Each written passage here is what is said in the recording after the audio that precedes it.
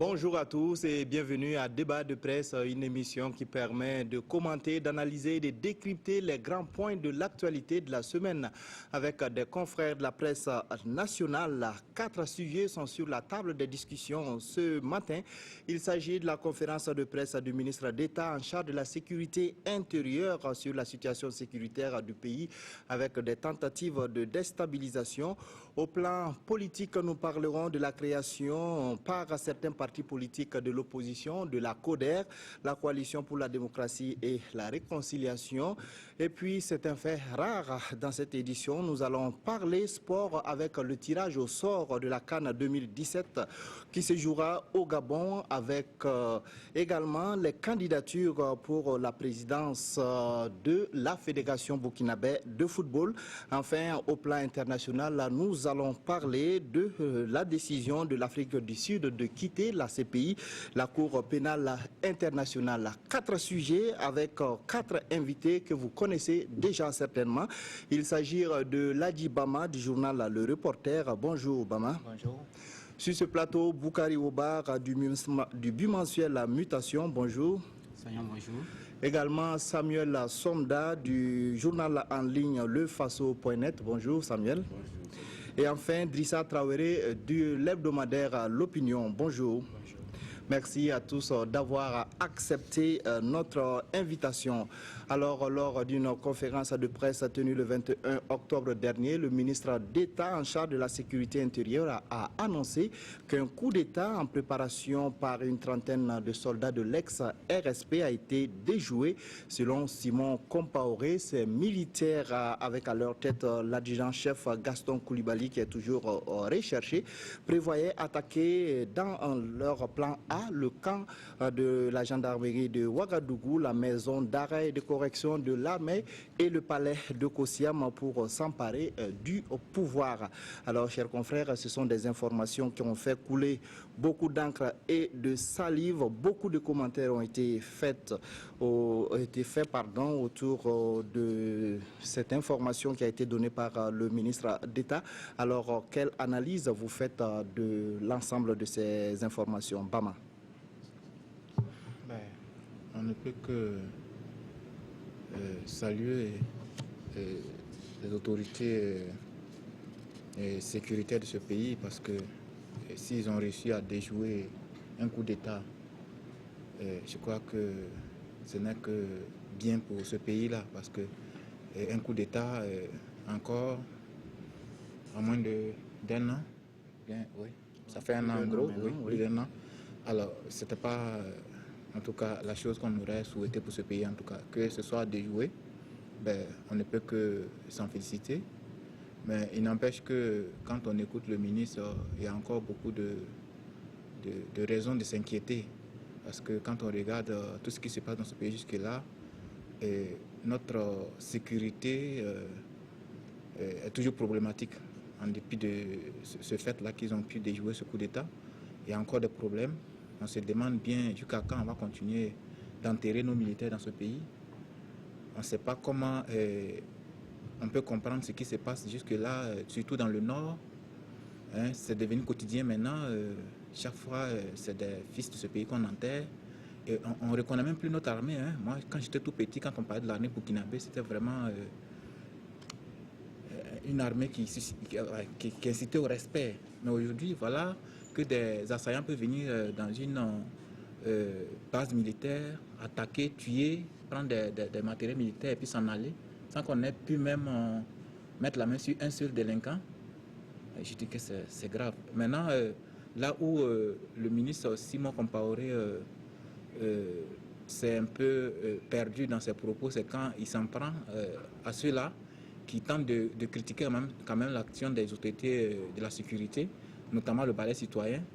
Pourtant, les problèmes que soulève ce mouvement, c'est des problèmes qui sont réels, tout le monde le reconnaît. D'accord, on va y en venir. Voilà. On va rester d'abord sur cette conférence de presse.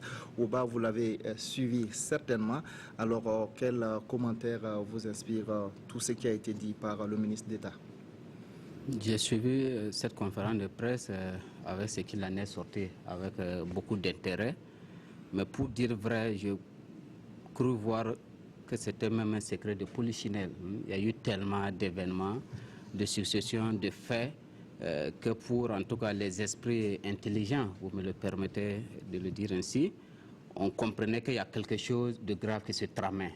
Et donc, mais en tant que journaliste, je pense qu'on ne pouvait pas être plus royaliste que le roi.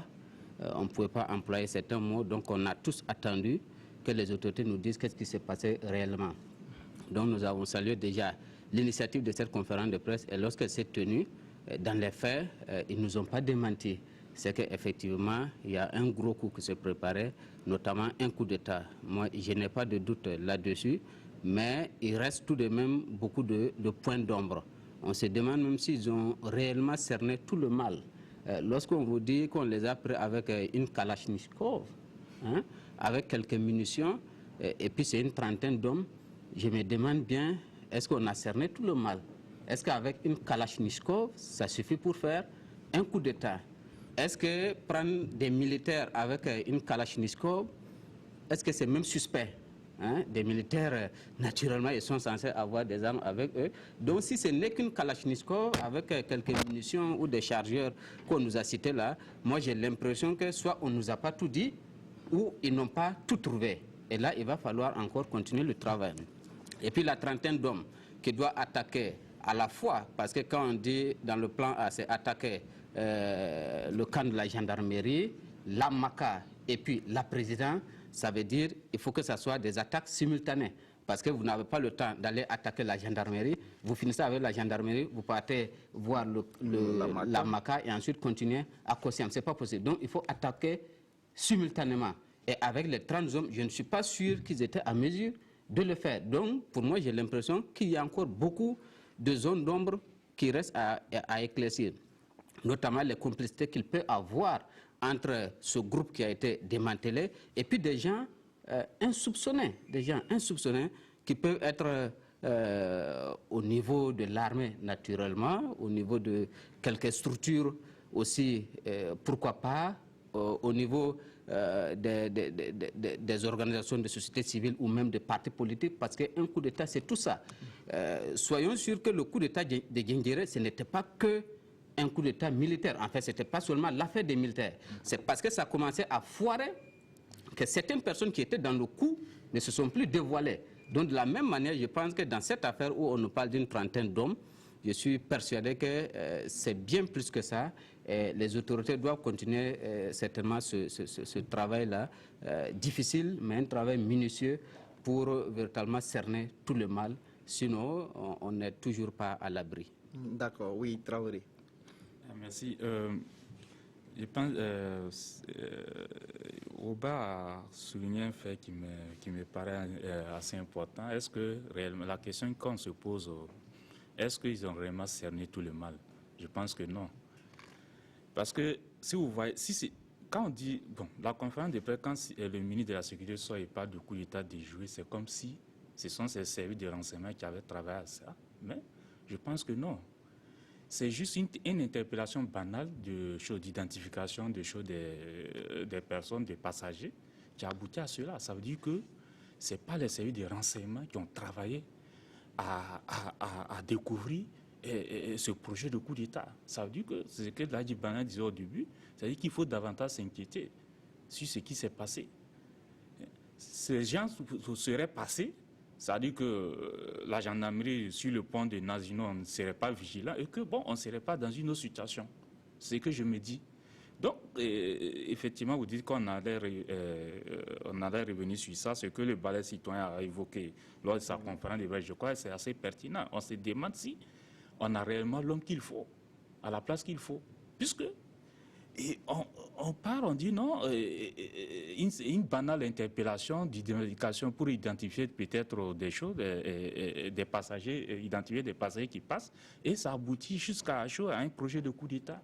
Et comme Oba le dit, bon, la question qu'on se pose, c'est effectivement, on sent qu'ils n'ont pas pu maîtriser, ils n'ont pas encore maîtrisé tout le phénomène, parce qu'on parle d'une trentaine d'hommes qui ont jusqu'à 3 plans A, B et C. 30 personnes. Est-ce que 30 personnes, je ne sais pas la capacité de ces militaires-là, mais aller attaquer Kossiam, attaquer le camp de la gendarmerie, aller attaquer la MACA, qui sont hautement gardés aujourd'hui, bon, ensuite faire venir une rébellion, une trentaine de personnes, avec, on ne dit même pas s'ils ils avaient des munitions sur eux, on parle d'une Kalachnikov ou quelques munitions. Bon. Ça suscite davantage de zones d'ombre, bon, ce qui fait qu'on se demande si réellement nos services de renseignement vraiment travaillent. Et ça me convainc davantage que non, peut-être on a une certaine défaillance dans la chaîne de renseignement, avec les attaques qui ont eu lieu, dont on parle du côté des choses de Yagman dans la nuit d'hier. Donc ça veut dire que on ne parle même plus du show du Nord, ça veut dire que les terroristes sont réellement rentrés dans notre pays. Et dans la capitale, je veux dire. Donc ce qui est vraiment dangereux, qu'on ne puisse pas vraiment laisser une renseignement n'arrive pas à anticiper sur un certain nombre de choses et que ça pose beaucoup d'interrogations et je pense que nous allons revenir sur ça quant à vraiment la capacité du ministre actuel vraiment de pouvoir diriger, d'être vraiment le premier flic de ce pays-là. Ah, d'accord. Alors, oui. J'aimerais rebondir sur deux aspects que Driss a tout de suite abordés, à savoir que les renseignements ne travaillaient pas. C'est vrai que c'est parti de l'interpellation du pont Nazinon, comme on dit, l'interpellation de là-bas qui a quand même abouti, qui a permis à nos fins limiers de remonter une certaine filière. Il a fallu du renseignement pour remonter la filière et mettre la main sur certaines personnes. Le renseignement, pas qu'on dise, a un peu travaillé, à mon avis. Deuxième élément, est-ce que le ministre il a le point nécessaire, est-ce qu'il a le profil de l'emploi? Bon, c'est vrai que ce sujet est plusieurs fois revenu, mais à mon avis, on n'a pas forcément besoin d'un militaire ou d'un gendarme pour diriger le ministère de la Sécurité. Cela incombe aux conseillers et à tous ceux-là qui font partie du staff pour décider. S'il n'est pas entouré de spécialistes, là, effectivement, ça pose problème. Mais s'il a des spécialistes autour de lui pour décider avec lui, à mon avis, ça ne pose pas de problème. Moi, j'aimerais revenir à un petit aspect, enfin, il est gros, il faut le dire à la vérité, c'est que je ne remets pas en cause ce que le ministre a dit, mais je reste dubitatif sur certains aspects, beaucoup d'aspects d'ailleurs. Quand on me fait comprendre que 30 personnes ont voulu, je ne vais pas revenir sur ce que les autres ont déjà dit, 30 personnes ont voulu organiser un coup d'État, il faut peut-être qu'on revoie le qualificatif, peut-être pas un coup d'État, mais un trouble à l'ordre public, je suis d'accord. 30 personnes dans ce Burkina post-insurrectionnel, avec la mentalité que nous avons, moi, ça pose un problème. L'ensemble de 1300 hommes à 1300, ils n'ont pas pu faire quoi que ce soit. Avec l'armement qu'il y avait, ils n'ont pas pu faire quoi que ce soit. Ce n'est pas à 30 que vous allez quand même organiser un coup d'État dans ce pays, Burkina Faso. Non. Je dis qu'il y a eu peut-être tentative de trouble à l'ordre public, mais pas tentative de coup d'État. Rien que l'unité antiterroriste de la gendarmerie, est-ce qu'ils peuvent neutraliser ces gars-là? Ce n'est pas possible. Non. Enfin, je ne sais pas, mais moi, ça me pose un certain problème. Et s'il faut remonter un peu l'histoire du pays, c'est vrai qu'on ne va pas parler du 3 janvier 1966 avec l'insurrection qu'il y a eu, mais c'est quand même le chef d'état-major qui a pris ses responsabilités à un moment donné, au gradé de l'armée. Novembre 82, c'est un colonel qui était au devant des choses, un haut gradé qui avait forcément des hommes avec lui. Le CMRPN avec Cézerbo. En 83, c'était quand même des capitaines qui avaient un camp avec beaucoup d'hommes à peau qui pouvaient venir à leur secours. C'était quand même des gens bien équipés, bien formés. Il y avait de la troupe derrière eux. Après cela, bon, c'est vrai qu'il y a eu même les tentatives de coup d'État inventées ou réelles avec Henri Zongo, Lengani et autres. Même après cela, Wali, le capitaine Wali, avant 2003. même avec le capitaine Wali, c'est quand même des hauts gradés qui étaient au devant des choses. Comme disent que c'est un adjudant-chef qui est le cerveau avec 30 hommes pour faire un coup d'État dans ce Burkina Faso. Quand même, on n'est pas au libéral des années 80 avec le sergent Doué. Ça pose un problème. Oui, oui, vas-y, Traoré. Justement, on n'a pas dit qu'il faut forcément un militaire ou bien un gendarme dans le gouvernement. Je suis même contre la présence des militaires dans la politique. Maintenant, c'est qu'on s'est dit, est-ce que réellement c'est l'homme qu'il faut pour la sécu? Le problème avec Simon Comparé, c'est qu'on ne peut pas ridiculiser un corps et vouloir diriger ce corps-là. Je m'explique.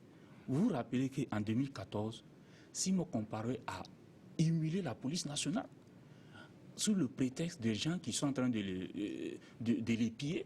Et il a arrêté des policiers et amené dans son domicile. Non, c'est important. Non, c'est important. C'est important parce que de le filer. Oui, mais la filature là, elle est permise. C'est comme ça les renseignements, c'est ça les renseignements. Maintenant, tu peux pas unir ces policiers là. Même mais si, ça c'était dans un contexte assez particulier. Non, il n'y a pas de. Justement, était pratiquement à l'opposition. Quand tu poses des actes. Mais ça c'est pas. On peut pas dire qu'il a uni. Dans le sens que oui, je me dis en faisant venir la preuve pour filmer ces policiers là. On n'a pas caché leur visage. Ces policiers, ils risquent leur vie aujourd'hui. Donc, quand un homme politique pose des actes, quand on pose des actes, ils peuvent avoir des conséquences sur sa carrière dans quelques années après. Et c'est le cas que nous vivons. Mais est-ce que ça a un rapport avec le fait que Simon Compaoré, les gens critiquent le fait qu'il... En ce sens que, c'est un rapport, en ce sens que le fait de jumeler ce corps-là, et aujourd'hui être le responsable de ce corps, il peut avoir un de renseignements. Peut-être que la police peut être de mauvaise foi avec lui pour ne pas lui remonter les renseignements qu'il faut. Ça aussi, c'est une explication. Ensuite, on ne peut pas être le premier flic d'un pays et sortir, tenir... Et puis, nous sommes dans quel contexte? C'est que les uns les autres l'ont évoqué. Il faut s'inquiéter parce qu'on est à un mois de la table ronde des choses, des bailleurs de fonds qui doivent se tenir à Paris pour rechercher des ressources. On sait que nous vivons dans une récession.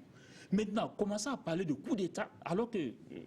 Samuel l'a expliqué. Peut-être que c'est juste peut-être des tentatives de troubles à l'ordre public. Mais quand on parle d'un coup d'État, ça veut dire qu'on attend d'apeurer davantage les investisseurs. Donc ça veut dire qu'il faut risquer, il faut se demander est-ce que cette table ronde-là sera vraiment une réussite.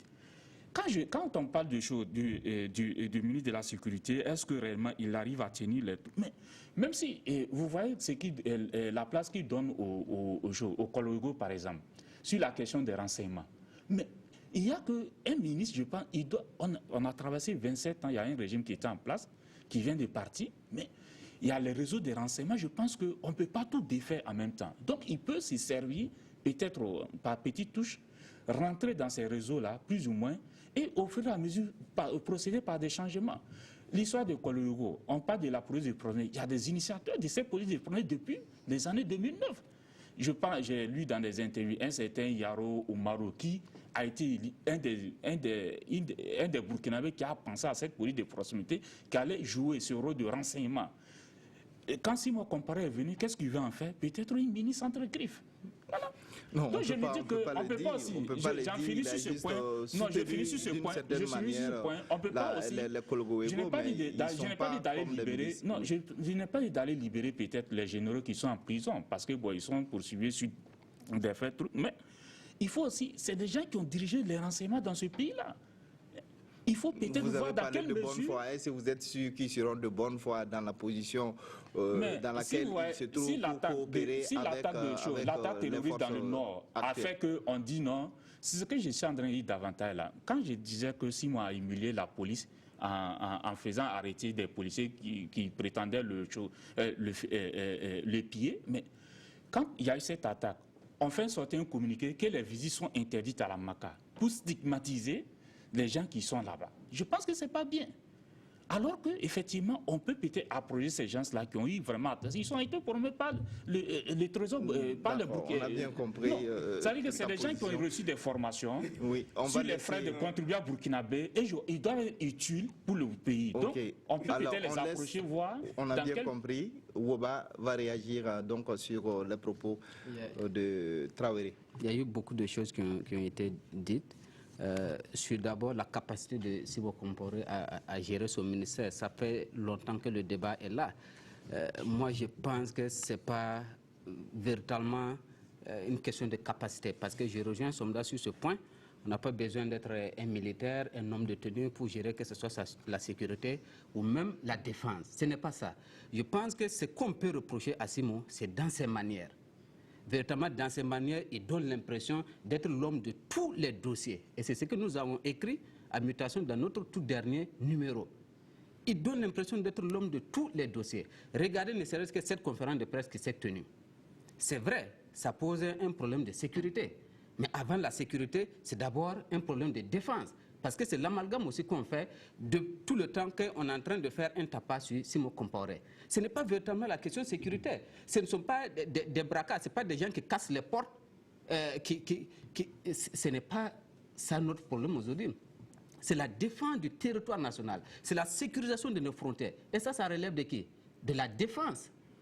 Et malgré que nous avons un ministre de la Sécurité qui n'est peut-être pas à la hauteur, je vous fais remarquer que nous n'avons pas de ministre de la Défense.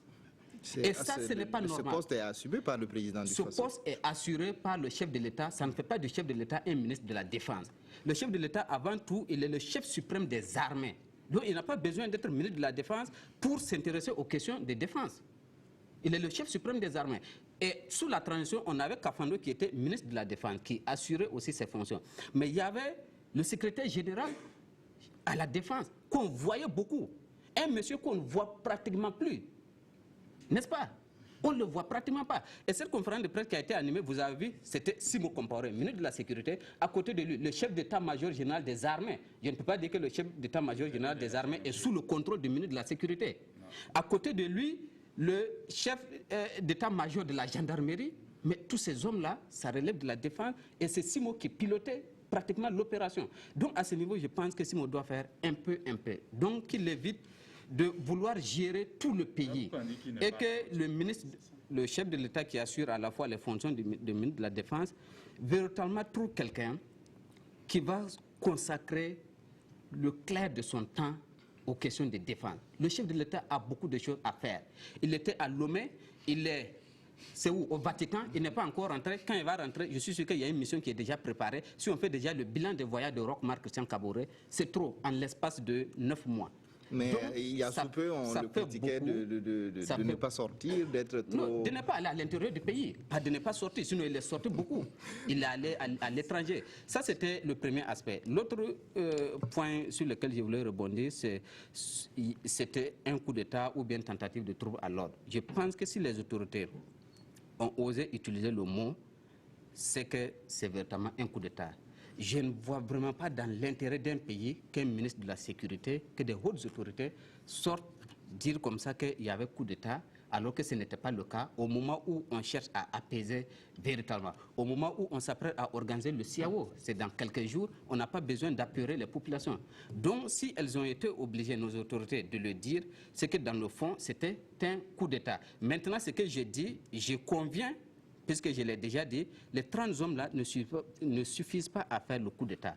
Ce qui me fait dire qu'il y a d'autres, peut-être au niveau national comme à l'extérieur. Ces gens-là, ils ont des réseaux, ils ont des mercenaires avec eux qui pouvaient venir. Donc c'est pourquoi j'ai dit, le ministre de la Sécurité, notre défense, nos renseignements, doit continuer à creuser. Peut-être qu'on n'a pas encore cerné tout le mal et il va falloir regarder davantage pour véritablement déjouer tous les plans qu'il y avait. D'accord, oui, Ouba. Non, là, pardon. Je crois que, en fait, pour ce qui concerne le ministre d'État, ministre de la Sécurité et de l'administration territoriale, moi, je ne crois pas que ce soit surtout son profil même qui pose problème. Mais c'est la charge de travail qui s'est donnée. Et ce qu'on a toujours dit. Parce qu'on ne peut pas comprendre que dans notre contexte aujourd'hui, sachant les enjeux sécuritaires, les enjeux de défense aujourd'hui, que ce soit même le ministère de la Sécurité ou même le ministère de la Défense, soit fondu avec d'autres départements qui étaient des ministères par un certain passé. Il faut comprendre qu'on puisse prendre la sécurité, l'administration territoriale et tout ça, mettre ensemble pour donner un seul individu. Ce n'est pas possible. Parce qu'on sait ce que représente la sécurité aujourd'hui pour ce pays. On a des sérieux problèmes de sécurité. Il aurait fallu, même si Simon veut être, moi je ne dis pas qu'il n'a pas le profil pour être ministre de la Sécurité, s'il veut l'être, qu'il se consacre uniquement à ça et qu'il le fasse bien. Ce n'est pas normal qu'il se mette tout ce charge de travail à lui seul, et puis il ne le fait pas bien. C'est ça le problème. Et il en est de même pour le ministre de la Défense aussi. Le chef d'État, comme Ouba l'a dit, on voit qu'il n'est pas l'homme de la situation pour la défense. Il est débordé. Alors qu'on a de sérieux problèmes de défense aujourd'hui. On a des problèmes de sécurité, de sécurisation de nos frontières. Il aurait fallu quelqu'un qui soit là uniquement pour ça et qui travaille à assurer la sécurité de nos frontières. Mais ce n'est pas le cas. Donc, je crois que c'est à ce niveau que le problème se pose, non au niveau des profils des uns et des autres. D'accord, oui. Je suis tout à fait d'accord avec Ladji quand il dit que la question sécuritaire est telle qu'il faut absolument mettre en place un ministère entièrement consacré à cette question-là. Je suis d'accord aussi avec Ouba quand il parle de l'agenda du président du Faso, hyper bouqué qu'il est. Il n'a pas suffisamment de temps, en tout cas, pour assurer en même temps la fonction de chef d'État et dans le même temps la fonction de ministre de la Défense. Ça, c'est évident pour un président qui vient d'arriver, il n'a pas encore un an. Il s'exerce à cette fonction-là. Dans un contexte où effectivement le Burkinabé a besoin de se sentir en sécurité, il aurait été quand même plus intéressant de nommer quelqu'un à ce poste de ministre de la Défense-là. Je ne sais pas pourquoi est-ce qu'ils ne l'ont pas fait jusqu'à présent, au point qu'ils cumulent les deux. Là où je suis dubitatif, je l'ai dit au début, je le répète encore, moi je ne pense pas qu'il faille parler de coup d'État. Ils ont utilisé la terminologie, ils ont les renseignements que moi je n'ai pas, ils ont des éléments d'appréciation dont je ne dispose pas, ça c'est évident. Mais moi je dis qu'ici il s'agissait d'une tentative de trouble à l'ordre public, je le dis, je le répète, parce que Autrement dit, c'est des candidats au suicide. On ne peut pas imaginer ça. À 30, vous voulez faire un coup d'État dans ce pays-là? Presque au même nombre, ils l'ont essayé en janvier 2016. Est-ce qu'ils ont pu même maîtriser rien que la poudrière de Yimdi? Ils n'ont pas pu. Dans un contexte assez différent, avec d'autres mentalités, vous venez à 30 pour faire un coup d'État? Ah non, il y a un problème. Il y a un problème quand même. Et là où j'aimerais rebondir aussi, c'est la question économique qui a été abordée par Drissa, à savoir que c'est vrai que la politique, comme on dit souvent, c'est pas pour les enfants de cœur. Dans le même temps, la politique, c'est pas une chapelle religieuse non plus. C'est pas tout qu'il faut dire. Il y a eu tentative, dans la mesure du possible, faisant en sorte d'étouffer ce problème-là dans l'œuf, parce que le dévoiler à la face publique, ça affole la population non seulement, ça affole aussi les investisseurs, dans un contexte où on a besoin d'argent. On l'a dit à plusieurs reprises ici, le plan national de développement économique et social, le PNDS, a du mal à avoir du financement. Alors que tout le développement du Burkina Faso dans les 5 années à venir est beaucoup plus basé sur ce plan-là. On n'a pas du tout les moyens pour mobiliser les investisseurs, et dans le même temps, on fait comprendre aux investisseurs, écoutez, ici ça ne va pas, il y a la question de sécurité qui est là, c'est pas la peine d'investir, vous auront ici. Il y a un problème qui est là. Alors, il ne faut pas tout dire, à mon avis. Je pense que, voilà, effectivement... En 30 secondes, parce qu'il faut qu'on évolue dans le débat. Ça devient davantage sérieux si on tient compte du facteur de la présence des terroristes présumés à Yagma dans la nuit d'hier. Bon, ça veut dire davantage... Moi, mon problème avec ce ministère de la Sécurité, avec ce ministre de la Sécurité, c'est sa chaîne de renseignement. Quand on le dit, on l'a évoqué, il est au renseignement, il est à la sécurité et il est à la décentralisation, à l'administration. Je pense que il décide. Tout le monde sait que, bon, Simon Compaoré, il a été un bon maire. On ne gère pas la mairie, un ministère de la Sécurité. Comme une mairie, il a été un très bon maire dans la ville de Ouagadougou, nous le reconnaissons. Peut-être qu'il fallait lui donner ce marocain de la décentralisation et l'administration territoriale, je ne sais pas quoi, mais il faut un ministère plein et de la sécurité plein, et il faut vraiment l'homme qu'il faut. Et je me dis l'homme qu'il faut, je ne dis pas forcément qu'il soit un corabier, mais je ne pense pas que ce soit Simon Compaoré. Parce que pour que le renseignement fonctionne bien dans un pays, c'est la gendarmerie dans notre contexte et c'est la police. Le fait d'avoir humilié la police en 2014, il n'est pas en mesure de diriger ce corps-là. Ça, non, ça c'est pas un élément qui puisse peut-être empêcher, voilà, Simon Compaoré donc de gérer comme il le faut ce ministère. Alors je vais faire juste un point très rapide sur ce qui a été fait comme investigation. Selon le ministre d'État, bien sûr, 32 militaires ont été entendus donc dans cette affaire. 19 sont gardés à vue, 10 ont été déférés et présentés au commissaire du gouvernement et 10 civils ont également été entendus. Alors, ils sont poursuivis donc pour plusieurs chefs d'accusation. On va évoluer dans ce débat et parler politique. 8 partis politiques de l'opposition burkinabé ont décidé de créer la CODER, la Coalition pour la démocratie et la réconciliation. Les responsables de la CODER ont officiellement présenté la coalition. C'était le 16 octobre dernier. L'objectif, selon le président de la CODER, Ablassé Ouedraogo, c'est d'œuvrer à la réconciliation nationale. Alors, chers confrères, votre opinion sur l'idée même de la création de cette coalition. Baba. L'idée, moi je n'ai pas de problème à l'idée, ils peuvent créer toutes sortes d'organisations qu'ils veulent, tout ça, mais moi mon problème c'est ce qu'on met dedans. Et quand moi je regarde ce qu'ils mettent dans leur CODER, je ne vois vraiment pas ce qu'il y a d'excitant dedans. Je ne vois vraiment pas quand je les ai écoutés, surtout ce que j'ai eu comme impression c'est qu'ils n'ont toujours pas tiré le son du passé récent de ce pays. Ces mêmes gens étaient au pouvoir, on a vu en 2001 leur histoire de journée nationale de pardon, ce que ça a donné. Et c'est le même schéma quand on les écoute, c'est le même schéma qu'ils veulent reproduire encore. On ne sait pas comment ils réfléchissent ces gens-là. La journée nationale de pardon, on a voulu inverser les choses, ça n'a rien donné, on a dépensé des milliards pour rien, ça n'a pas fait avancer d'un iota en matière de réconciliation. Aujourd'hui encore, on se trouve dans une situation où on a besoin de justice. Non, on ne parle pas de justice, on s'aboute sur des questions de réconciliation. Mais je ne sais pas comment ces gens réfléchissent. Comment on peut aller à une réconciliation sans qu'il y ait de justice? Ce n'est pas possible. Mais maintenant, là où le pouvoir aussi, ils sont mal inspirés quand je les écoute aussi, quand ils réagissent à la sortie de la CODER, eux aussi, c'était comme si ils avaient oublié aussi leur passé aussi, même leur présent.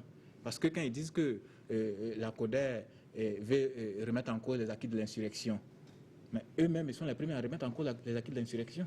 C'est ce qu'ils oublient. Quand on regarde depuis qu'ils sont au pouvoir, je ne vois pas en quoi ces gens-là, ils célèbrent cette insurrection. Bien au contraire, on regarde partout, c'est les mêmes pratiques d'avant que le peuple a décriées qui sont en train de reproduire aujourd'hui. Et c'est dommage. Quand on prend le domaine des marchés publics, c'est des scandales à répétition là-bas depuis qu'ils sont au pouvoir en si peu de temps. Quand on regarde l'administration publique, la même politisation qu'on a déplorée depuis lors, c'est la même qu'on continue de reproduire. Les copains qu'on continue de récompenser. Hein? Et même les élections passées. C'est un scandale. Et ils viennent parler d'acquis d'insurrection. Pourtant, eux-mêmes sont les premiers à saboter cette insurrection. Je suis désolé. Alors, je rappelle très rapidement que la CODER est constituée de l'ADF-RDA, du CDP, de l'autre Burkina, du PSR, le FASO autrement, les Républicains, la NAFA, le RSR et puis l'UNDD. Alors, Drissa Traoré, sur les objectifs qui ont été présentés par la CODER, vous pensez que cette coalition peut parvenir à une réconciliation des Burkinabés? Bon, ce n'est pas cette coalition de travailler à la réconciliation, je pense au parti au pouvoir. Mais toujours est-il que il faut... Bon, je mets tout ce qui est comme regroupement, je trouve ça un peu salutaire parce que je pense que davantage, ça peut peut-être aboutir à la formation d'un parti politique, des différentes forces qui peuvent constituer un parti politique. Voilà. Maintenant, je me dis la sortie du chef de file de l'opposition. Je pense qu'on lui a posé la question dans un des journaux de la place. Il a dit effectivement, lui-même il a salué cette initiative. Il dit tant que les gens peuvent se regrouper par affinité, ça permet vraiment de bien consolider les luttes. Ça permet aussi de prendre des décisions avec célérité. Ça évite vraiment beaucoup de concertation. Ils sont au 7, non 7 Oui. Voilà, 8. Voilà, 8. Que 8 partis se regroupent. Et bon, quand il y aura peut-être une décision à prendre au niveau de l'opposition, bon, ces 8 partis vont donner peut-être une position commune. Et que ça soit vraiment, si c'était à consulter chacun des 8 partis, ça allait être du marathon et puis bon, pas forcément efficace. Je pense que quand il y a toujours, les regroupements sont toujours bien dans le principe. Maintenant, quant aux objectifs fixés, je me dis que la recherche de la reconnaissance, bon, ils ne peuvent que dire ça, parce que bon, on est dans une situation de stigmatisation, il faut le reconnaître aujourd'hui, au Burkina Faso. Il y a que ceux qu'on classe vraiment des insurgés, et il y a peut-être des anti-insurgés, je vais le dire, si je peux m'exprimer de la sorte. Mais toujours est-il que, bon, contrairement à ce que Ladji Bama dit, je me dis que dans un pays, le Burkina Faso, c'est vrai que on ne dit pas de passer par perte et profit ce qui s'est passé dans notre histoire. Mais toujours est-il que quand un État arrive à se fixer des objectifs, et pour les atteindre, il y a un certain moment où il faut trop éviter ce que je dis tout le temps, d'éviter trop de regarder dans le rétroviseur au risque de prendre de prendre le large. Je me dis, on est dans une situation qui réellement, on est dans la récession économique, on est dans une crise sociale. Bon, je pense que ce qui nous convient pour le moment, c'est peut-être tendre vers une réconciliation pour rassembler. Non, par la justice, non, comme la justice, puisque la justice, c'est quoi? Quand on parle de la justice, personne ne nie vraiment le fait de la justice, mais que ça soit une justice indépendante, que ça soit une justice vraiment indépendante, que les juges vraiment travaillent de façon indépendante. Vous avez suivi tout récemment ce qui s'est passé avec la libération d'un des accusés dans la tentative de coup d'État le colonel Deka. Et le clash qu'il y a eu au niveau du jury. Bon, je pense que c'est des choses qu'il faut peut-être éviter. Comme il a dit, on est en train davantage de politiser, que ce soit l'administration publique, que ce soit l'administration judiciaire. C'est des choses à éviter. C'est pour ça que je dis non. Quand on parle de reconnaissance, on n'a pas dit de passer par perte au profit ce qui s'est passé. On peut effectivement laisser la justice poursuivre son cours, mais en même temps, ça ne doit pas empêcher qu'on prenne des initiatives pour se réconcilier, pour enfin travailler pour des grands défis qui attendent ce pays-là. D'accord. Alors, certains voient dans la création de la CODER une certaine fragilisation du CEFPOP ou bien une opposition de la CODER avec la coalition des forces démocratiques pour un vrai changement qui est dirigé par Zéphirin Diabré et Woba. Oui, je suis de ceux-là justement qui pensent que la création de ces coalitions-là, ce n'est pas pour faire du bien au CEFOP.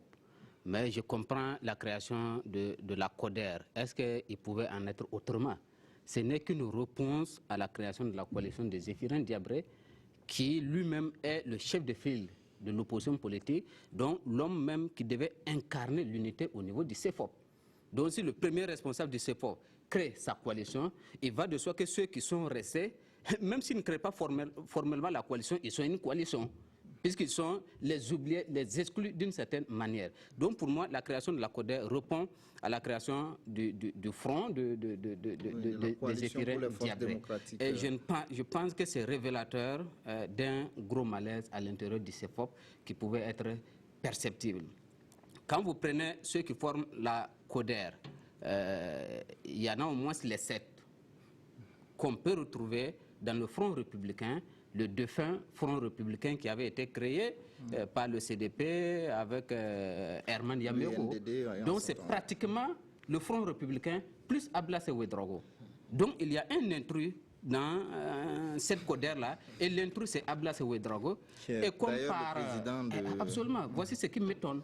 C'est-à-dire Ablasse Ouedraogo, qui était donc de l'ex-CEFOP, qui a combattu ceux-là qui sont aujourd'hui au CEFOP avec lui, c'est lui qui vient être le président. Oui. Il est le président. Mais ils n'ont pas voulu certainement lui donner trop de pouvoir, d'autant plus que, comme j'ai eu à le dire, Ablasse souvent, il parle un peu trop, il n'est pas le porte-parole. Donc voici la différence, du point le porte-parole là est assuré par Achille Tapsoba. Oui. Voilà. Donc, moi je pense que ça ne fait pas du bien au CEFOP. Et il suffit de regarder que la plus grande victoire que l'opposition burkinabé a réussi ces dernières années, c'est justement le changement de 2014. Et en 2014, il y avait combien de coalitions à l'intérieur du CEFOP? Il n'y en avait pas, mais il y avait l'unité. Donc on ne peut pas créer des coalitions et puis penser que ça va faire avancer l'opposition. Mais j'aimerais bien me tromper. Et pour cela, il ne faut pas qu'on soit pressé. On va attendre voir justement si ces coalitions, ça va faire du bien à l'opposition, aussi ça va faire du mal à l'opposition. Tout le contraire de ce que Aura vient de développer. Parce que, effectivement, les coalitions, je pense que sont salutaires. C'est-à-dire on se plaint tout le temps de l'émiettement des forces politiques. Je pense que en se regroupant, on donne beaucoup plus à l'opposition. Mais ils sont déjà regroupés au sein du CEFOP. Non, c'est différent. Non, c'est différent. C'est différent. Des scissions au sein du... Non, quand on voit le statut du CEFOP, je pense que le président même le chef de file de l'opposition s'est étalé longuement dessus. Je pense qu'il a fait savoir. Quand le statut du CEFOP ne fait pas, ça dit que, ne veut pas dire qu'il est le patron des partis d'opposition. Mais l'opposition, le chef de file, c'est juste pour peut-être l'institution, pour faire certaines déclarations face à une situation donnée par rapport aux agissements du parti, du régime en place. Maintenant, je pense que les coalitions pourront peut-être renforcer davantage l'opposition. Il a souligné, Zéphirin a formé une coalition. Si de l'autre côté aussi on forme une autre coalition, même s'il y a peut-être 3 coalitions, on a beaucoup plus de maillage que si c'était des partis individuellement qu'il fallait consulter. Je pense que ça aide même le chef de file dans son travail. S'il doit peut-être consulter, il va dire, bon, CODER, quel est votre point de vue sur cette situation? Rapidement, c'est un seul point. Mais s'il devait consulter chaque parti, ça serait 8 consultations, alors qu'il n'a qu'une seule. Une seule coalition à qui vraiment il peut s'adresser. Je pense que c'est beaucoup plus salutaire et ça va renforcer davantage l'opposition. Ok, alors oui, Somda. Est-ce que Drissa met l'aspect institutionnel? Les institutions ont prévu quand même un cadre pour l'opposition. C'est vrai que l'adhésion au CEFOP est libre. Ça, je suis tout à fait d'accord. Mais là où moi je pose souvent, enfin, j'ai quelquefois posé la question, enfin plutôt pas une question, je donne mon adhésion à cela. Beaucoup pensent que le CEFOP, à la création plutôt de la coalition, la CODER, oui. Les mobiles qui ont conduit à la création de cette coalition, c'est quoi pour beaucoup? Et j'adhère totalement, entièrement cela. C'est que ça vient de l'idée qui a germé au sein de la coalition des Zéphirin Diabré de célébrer l'insurrection populaire, tout simplement. Il va de soi que ceux-là qui ont été balayés par l'insurrection populaire ne soient pas d'accord avec son idée. C'est les 7 partis politiques qui, il faut le rappeler, ont lancé l'appel de Gawa pour soutenir la modification de l'article 37. Ce sont ces partis politiques-là qui ont dû faire appel à Ablasse Ouedraogo pour donner une certaine virginité à leur coalition. Donc, pour dire, bon, écoutez, il n'a pas fait partie de l'appel de Gawa, il ne sait pas ce que c'est que le Front républicain, mais au moins, en étant président, ça donne une certaine virginité à leur coalition, tout simplement. Moi, voilà ma lecture des choses.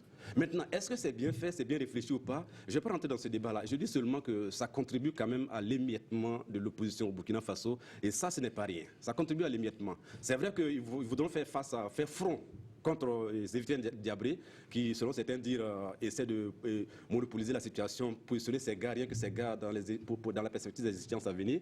Mais émietter la classe politique jusqu'à ce point-là, moi, ça me pose un problème et je me demande s'il n'y a pas la main de quelqu'un derrière cet émiettement-là.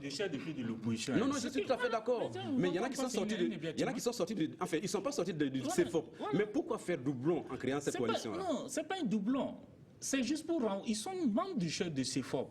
Maintenant, ils se réunissent pour mieux, c'est-à-dire porter leur voix. Je suis tout à fait d'accord. Pourquoi créer un autre cadre alors qu'il existe encore un cadre?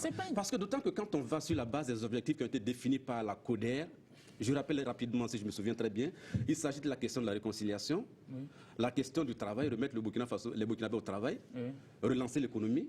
Le quatrième objectif, je crois, c'est la question de la gouvernance. La question de la gouvernance. La quasi-totalité de tous ces objectifs qui ont été énumérés ne sont pas réalisables par la CODER. Oui, moi je pense que... Malheureusement. Moi je pense que ce regroupement a été à saluer en ce sens qu'on arrive à regrouper des forces politiques. Et j'ai même dit, le chef de film, l'intéressé me l'a dit, il dit que lui, ça lui facilite le travail. Au lieu de consulter par exemple 8 partis politiques de façon individuelle, il s'adresse à une coalition qui donne son point de vue. Ici, est-ce que, par exemple, Zéphirin pouvait dire autrement quand il a été lui-même le premier à créer sa coalition au sein du CFOP? Pour moi, c'est pour dire justement que le regroupement des partis politiques en coalition, pour moi, c'est une initiative salutaire. Parce que ça permet de regrouper les idées. Que de prendre individuellement les partis qui vont peut-être passer une longueur de journée à bavarder sans aboutir à grand-chose. Alors que quand on s'entend une coalition, relativement, on a une plateforme bien claire et vraiment on fait des trucs, on avance mieux. Oui, Ouba, dernière réaction sur ce sujet. Ce qu'il faut peut-être rappeler, l'expérience du CFOP, c'est récent chez nous. Avant qu'il y ait effectivement le CFOP, vous ne pouvez pas voir des coalitions de ces gens et puis ne pas les saluer. Parce qu'il n'y a pas de cadre formel de l'opposition. En ce moment, moi, je peux encourager les coalitions. Maintenant, on a créé un cadre pour le CFOP. Et à l'intérieur du CFOP, on crée d'autres cadres. Heureusement qu'ils ne sont que 2. On peut avoir 3, on peut avoir 4, on peut avoir 5. Donc ça veut dire... J'ai compris effectivement qu'il y a un parti qui a suspendu ses activités. D'accord. Donc vous comprenez, on peut avoir ce cadre-là. Et finalement, il peut y avoir plus de réunions d'interactivité à l'intérieur des coalitions au sein des coalitions qu'entre les coalitions. C'est-à-dire donc au sein du CFOP. Et ça, ce n'est pas une bonne chose. Je pense que le CFOP est en train de mourir. Pour moi, il y a des signes que le CFOP va disparaître. Un de ces signes, c'est quoi? Depuis le 30 octobre, et le lendemain que Zéphirin a dissous de façon unilatérale, c'est lui qui a décidé de son propre chef de dissoudre le CFOP. Ça n'a pas été une décision des autorités. Parce qu'on a détruit l'Assemblée, parce que l'Assemblée n'existe plus. Il dit que le CFOP n'existe plus. Et depuis cette date, le CFOP n'a plus de siège. Je ne peux pas comprendre qu'autant de partis politiques au Burkina ne soient pas à mesure, même si l'État ne vous a pas donné un siège, que vous ne soyez pas à mesure de louer une villa dans Ouagala pour tenir vos réunions. Je vais aller juste en vigueur.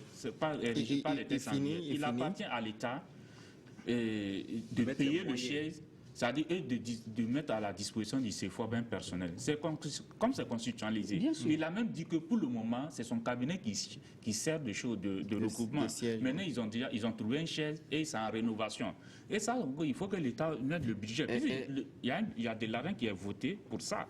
Donc, c'est institutionnalisé. Je comprends tout à fait, M. Traoré. C'est ce que je suis en train de dire. Il y a un statut qui prévoit qu'effectivement, c'est le budget de l'État, quelque part, qui prend en charge le fonctionnement du CFOP, aussi bien le personnel que le siège. Mais je dis, vous ne pouvez pas être des chefs de parti responsables et passer 2 ans. Ça fait 2 ans que le chef de file de l'opposition n'a pas de siège. Les réunions du CFOP se tiennent au cabinet de Zéphirin Diabré. Je vous dis, moi, en tant que chef de parti, si je suis à l'intérieur du CFOP, je peux même ne pas me sentir à l'aise dans le cabinet d'un autre parti politique, d'un responsable d'un autre parti politique. Je trouve que cela n'est pas sérieux et qu'ils pouvaient au moins, en attendant que l'État mette à leur disposition des fonds, ils peuvent entre eux-mêmes prendre une villa dans Ouagala et puis se faire établir un siège. D'accord. Alors, on va évoluer dans le débat. Les discussions sont intéressantes, mais nous avons d'autres sujets à aborder. Et là, on va parler de sport, ce qui est un peu rare. Donc, à débat de presse, le tirage au sort de la phase finale de la Coupe d'Afrique des Nations 2017 qui se jouera au Gabon du 14 janvier au 5 février s'est déroulé le mercredi dernier. Le Burkina se retrouve dans le groupe A avec le pays organisateur, le Gabon. Alors, il y a une très grande nation de football africain également qui se retrouve dans ce groupe. Il s'agit du Cameroun et enfin de la Guinée-Bissau. Alors, sans être des spécialistes, on va commencer par mon ami Somda. Alors, est-ce que vous pensez que les étalons ont des chances donc, de se qualifier pour le second tour? Je ne sais pas pourquoi tu choisis de commencer par celui-là qui a une très petite connaissance du football. Oui, bon. pour ne pas dire qu'il n'en sait pas grand-chose, franchement. Oui. Mais enfin, moi, ce que j'ai surtout relevé à travers certains commentaires, certaines discussions, c'est que nous sommes dans l'un des meilleurs groupes. Quand même évolué avec le Cameroun, la Guinée-Bissau et le Gabon, pays organisateur, et c'est là où il y a un peu l'os. Évoluer avec ces trois-là, ça nous donne quand même un privilège que beaucoup n'ont pas. Beaucoup n'ont pas, parce que nous ne sommes pas venus du néant. Nous avons été finalistes en 2013. C'est vrai qu'en 2015, on n'a pas fait la meilleure prestation qu'il fallait, mais nous n'étions pas non plus des moins avantagés. Ça veut dire que le Burkina, c'est une nation de football comparée aux trois autres, à part l'exception du Gabon qui est pays organisateur. Le Cameroun, c'est une très grande nation de foot. Le Cameroun avec les Rigobert Song, oui, ça c'est une grande nation de football, mais depuis 5 ans quand même, le Cameroun n'est pas aussi dans les premières loges comme on dit. Donc c'est pour dire que nous sommes quand même dans un groupe assez abordable. Il suffit juste d'amorcer la chose, le processus, avec beaucoup de confiance et le reste viendra. Alors est-ce que vous êtes aussi optimiste que Somda, Woba? Oui, bien sûr. Moi, je partage le point de vue de Somda. J'ai vu certains qui ne sont pas satisfaits du tirage, mais je trouve qu'on ne pouvait même pas avoir mieux. Ce n'est pas possible. Quand vous avez regardé comment les chapeaux ont été formés et vous regardez, le Burkina pouvait être où et être mieux à l'aise. Ce n'est pas possible. Les équipes qui sont à cette CAN-là, c'est des équipes qui ont mérité leur qualification. N'oublions pas que le Nigeria n'y est pas. Il y a des grandes nations de foot qui ne se sont pas qualifiées. Donc, quand vous... Pas qu'elle a une mauvaise performance. Le Nigeria n'y est pas parce que le Tchad a fait défection. C'est pour plusieurs raisons. C'est pour plusieurs raisons. Donc, quand vous arrivez à la CAN, c'est que vous avez des arguments pour défendre votre participation, votre qualification. Et le groupe du Burkina, avec le Cameroun, avec le Gabon, avec la Guinée-Bissau, qui est peut-être ce qu'on appelle le petit poussé du groupe, mais un pays qu'il faut craindre, parce que c'est ça aussi le problème de Burkina. Nous tenons souvent tête aux grandes nations de foot, et là où on nous attend le plus, c'est là où effectivement on se fait battre. Il faut éviter ce pied-là. Je pense que ça va se jouer sur le mental. On connaît bien les Gabonais, on les a déjà joués à la récente CAN. Les derniers matchs contre le Gabon, oui, on les a perdus. 2-0, je pense. Quand bien même on s'était fait battre, vous pouvez peut-être vous rappeler le match. Nous étions bien partis pour gagner ce match. On aurait pu gagner ce match parce que c'est ça le problème du Burkina. Il y a beaucoup de matchs que le Burkina perd, pas dans le jeu, c'est sur des faits de jeu. Vous comprenez? C'est comme notre dernière qualification. On aurait pu ne pas se qualifier chez nous ici. Vous avez vu comment le match était. Or, on aurait pu gagner cette équipe-là 5-0. Donc, je pense qu'il faut jouer sérieusement nos chances et nous pouvons bel et bien franchir ce match de poule. Et c'est surtout un gros défi pour notre entraîneur, Paulo Duarte, qui a d'ailleurs entraîné le Gabon. Qui était là, donc connaît bien le pays organisateur, qui était là, qui nous a amenés à 2 CAN sans résultat, qui est revenu. Moi, j'étais contre son retour, mais il est là aujourd'hui, je l'accepte. Et j'espère que cette fois-ci, il va relever ce défi-là de nous amener quand même en quart de finale. D'accord, Drissa, est-ce que vous partagez l'avis? Je ne partage pas trop l'optimisme des uns et des autres. Je ne dis pas que mon souhait est que nous remportions cette CAN, mais sur papier, nous ne partons pas favoris. Il y a le pays organisateur qu'on a du mal à battre, on a eu du mal à battre par le passé, et l'avantage qu'ils ont, c'est que c'est le pays organisateur. Et sur papier, ils nous donnent sur tous les plans, sur papier. Maintenant, si le terrain se retrouve au défi, quand on prend le Cameroun, quoi qu'on dit, c'est comme les lions. Quand même, quand un lion il meurt, bon, ils peuvent toujours faire peur. Mais toujours dis qu'encore sur papier, le Cameroun a beaucoup plus de joueurs qui sont beaucoup plus en jambes que le Burkina. Mais toujours est-il que, comme c'est une question de jeu, et c'est sur le terrain que ça se passe. Et Oba l'a dit, il y a des faits de jeu. C'est ça aussi qui fait qu'il faut craindre pour des étalons. Il y a aussi la question de l'entraîneur. L'entraîneur, on s'est plaint, à entendre quelques spécialistes du football, il n'arrive pas vraiment à donner réellement une vraie ossature à l'équipe. Alors que nous sommes presque à l'approche de la CAN, il joue sans avant-centre, on ne sait pas trop pourquoi. Il fait rentrer toujours un avant-centre qui arrive à être le sauveur du match. Bon, il y a des questions aussi c'est à ces questions-là qu'on se pose. Mais toujours est-il qu'en tant que patriote, nous comptions vraiment aller le plus loin possible. Mais sur papier, vraiment, ça fait peur. D'accord, oui. Bama. Moi, franchement, quand j'ai vu les résultats du tirage, là, je me suis demandé si c'était vraiment un tirage, quoi. Parce que vraiment, comme Oba l'a dit, hein, c'est vraiment un parfait dosage. Toutes les poules se valent apparemment. Parce que quand moi j'ai regardé, il n'y a pas de poule où les gens sont à une certaine hauteur par rapport à d'autres. C'était comme si on avait mis la liste là et puis on avait essayé de doser ça pour que vraiment chaque poule soit vraiment bien équilibrée. Si bien que je me dis que le Burkina n'a plus de détour à faire, on n'a qu'à foncer, jouer nos chances et puis si on est vraiment performant, on va s'en sortir.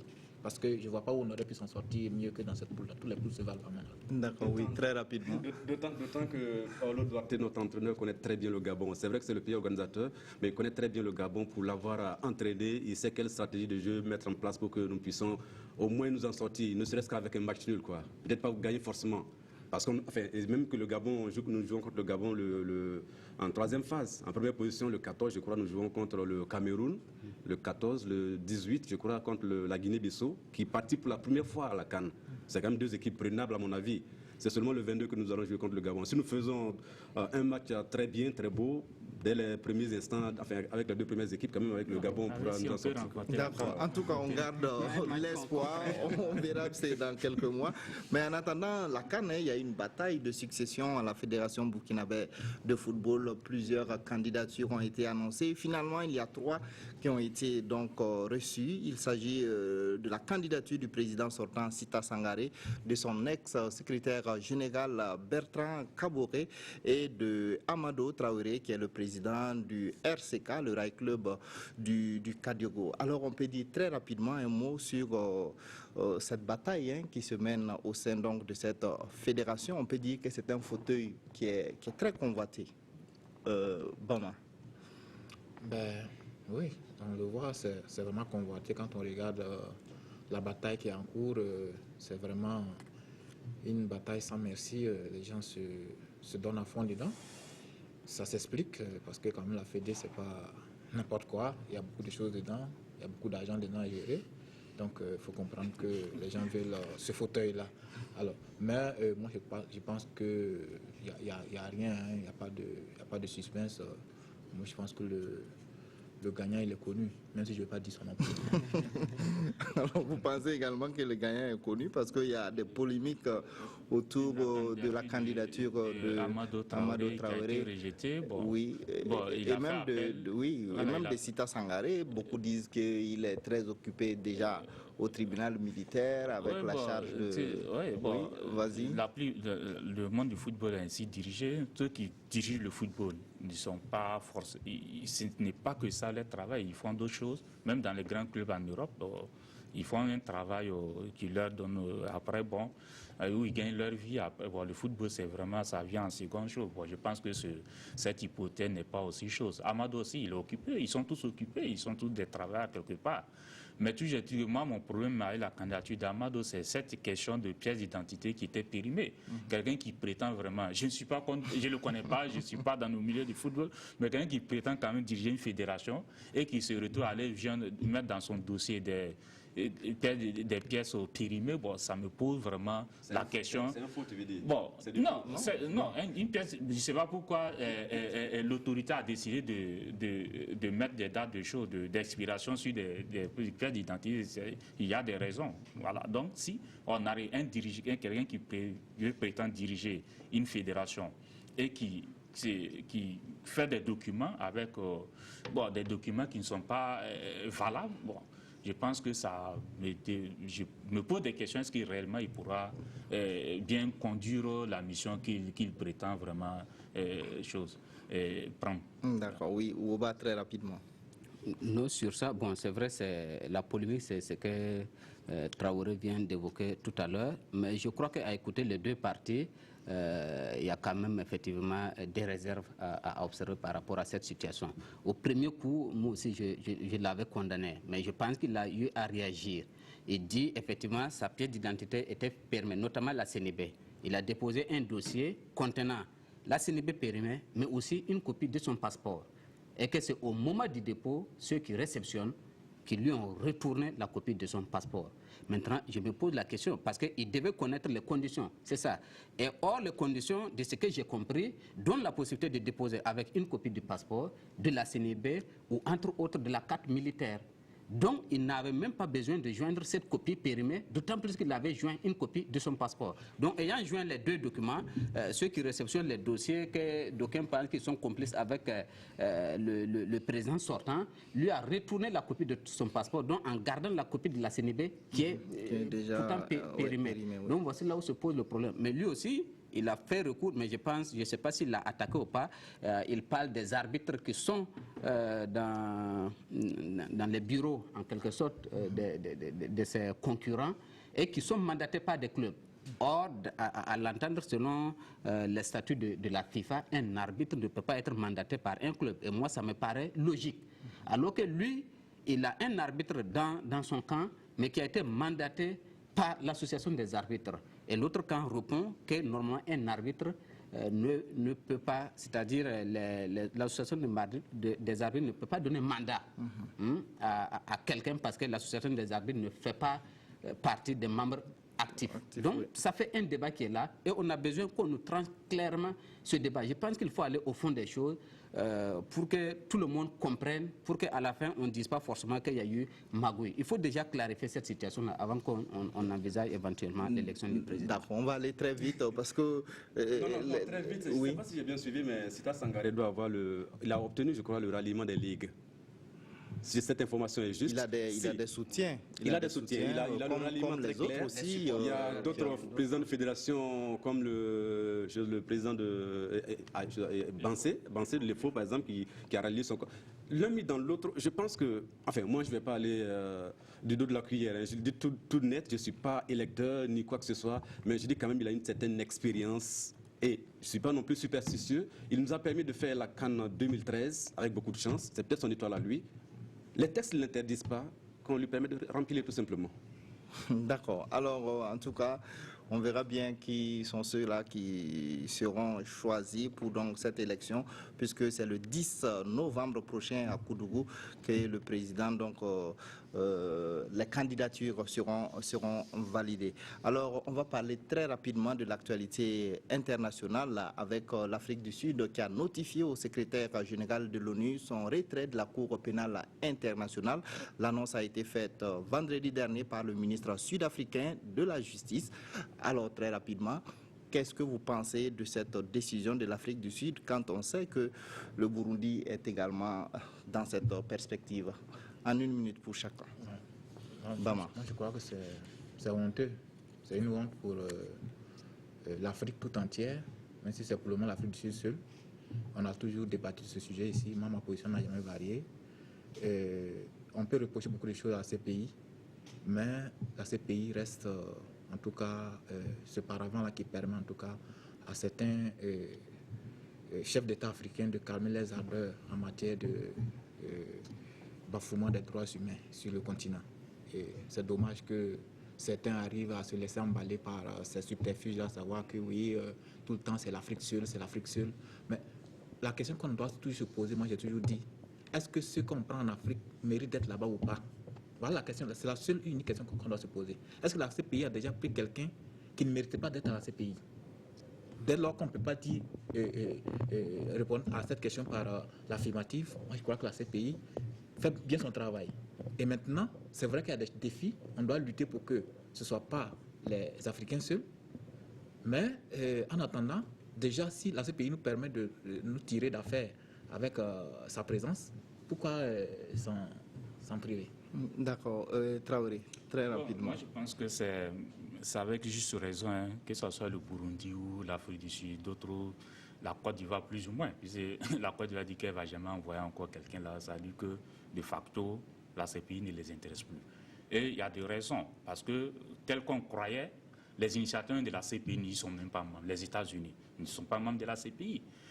Quand on prend par exemple ce qui est arrivé à Jean-Pierre Bemba, on l'accuse d'avoir commis des crimes dans un autre pays. Mais vous avez l'Occident qui commet des crimes dans d'autres pays. Et la France qui allait frapper la Libye, ça on ne répond pas. Ça, ils n'ont pas le droit d'aller à la CPI. Et c'est les Africains, effectivement, tout le temps qu'on appelle. Je pense que l'Afrique peut peut-être construire sa propre cour. On l'a vu avec le jugement du Sénabré. Avec l'Union africaine a mis en place une cour spéciale qui a pu juger Sénabré. Je pense qu'il faut peut-être africaniser peut-être nos instances pour pouvoir juger peut-être des chefs d'État qui pourront commettre des crimes contre l'humanité que d'être encore dans ces vallées de coloniaux qui souvent nous ridiculisent davantage. Oui, je suis d'accord avec ça qu'il faille africaniser la CPI, même dans ses actions. Mais ce qu'il faut rappeler aussi, c'est que dans la crise en Libye, la CPI s'en est chargée en bonne et due forme. C'est vrai que le dossier n'a pas avancé véritablement, mais le dossier Libye est bel et bien dans les mains de la CPI, le tribunal pénal, enfin la Cour pénale internationale actuellement. Enfin, j'aimerais rappeler un petit contexte, enfin, la situation qui a prévalu à la naissance de cette cour-là. Je ne sais pas si c'est parce que, pas forcément parce qu'il s'agit d'Africains. Très rapidement, on a moins de 2 minutes. Ok, assez rapidement, il faut rappeler les procès Radovan Karadzic et Slobodan Milosevic. C'était peut-être en amont de la création de la CPI, mais on n'a pas toujours jugé que les Africains au niveau de la CPI. La Géorgie, c'est un dossier aussi actuellement dans les mains de la Cour pénale internationale. Il faut le rappeler. C'est vrai que dans l'ensemble, on se retrouve avec beaucoup plus d'États africains et d'acteurs africains au niveau de la Cour, mais la question qu'on doit se poser, comme Ladi le disait tantôt, pourquoi c'est toujours nous? Parce que nous avons quelque part quand même un mal en notre gouvernance ici en Afrique. Et tant qu'il y aura ce mal-là, il faut bien militer en tout cas pour que la CPI saisisse ces dossiers-là, ou bien aller dans le sens de la Cour africaine de justice, comme ça a été le cas pour Hissène Habré. Ok, Woba, en 1 minute. Non, le jour que nos dirigeants vont devenir assez responsables, nous n'aurons plus peur de la CPI. C'est ça aujourd'hui, c'est la peur de la CPI. Et moi, je suis surpris que ça vienne d'un pays comme l'Afrique du Sud. Un pays, de mon point de vue, respectable. Voilà. Je peux comprendre que quelqu'un comme Nkurunziza, qui a certainement beaucoup de choses à se reprocher, qu'il s'agite, qu'il veuille quitter la CPI, mais je ne comprends pas ça venant d'un pays comme l'Afrique du Sud, et cela est bien dommage. Si les Africains veulent quitter l'Afrique du Sud, du moins la CPI, excusez-moi, qu'on s'apprête à quitter l'ONU. L'ONU même, il faut quitter l'ONU. Ce n'est pas seulement au niveau de la CPI que ces injustices-là se posent. Donc, quittons les instances internationales. Je pense aussi que lorsque les Africains souvent sont à la CPI, souvent c'est nous-mêmes qui les y envoyons. Un pays qui se dit responsable, qui dit qu'il peut juger son chef d'État ou son responsable pour avoir commis des exactions, ce type-là ne se retrouvera pas à la CPI. C'est lorsque justement, c'est le dernier recours, c'est lorsque justement il y a des crimes et que la juridiction interne, les juridictions internes africaines ne s'en saisissent pas, que la CPI en ce moment se met en branle. D'accord. Alors voilà, chacun a donné sa position. Je rappelle très rapidement que l'Afrique du Sud a motivé sa décision en disant que la CPI entrave l'aptitude de l'Afrique du Sud à honorer ses obligations en matière de respect de l'immunité diplomatique. Voilà donc pour ces raisons. Alors on va pas. C'est en juin lorsque de faire débat autour le président soudanais a fait un tour là-bas. Je pense que la crise est partie de là. Voilà. Merci à tous en tout cas d'avoir participé à ce débat. Merci à vous, chers téléspectateurs, de nous avoir suivis. C'est la fin de cette édition. Alors je rappelle très rapidement que j'étais sur ce plateau avec Ladi Bama du journal Le Reporter, Boukari Woba du bimensuel Mutation, Samuel Somda du journal en ligne lefaso.net et Drissa Traoré de l'hebdomadaire L'Opinion. Merci de votre fidélité. Passez d'excellents moments en compagnie de nos programmes.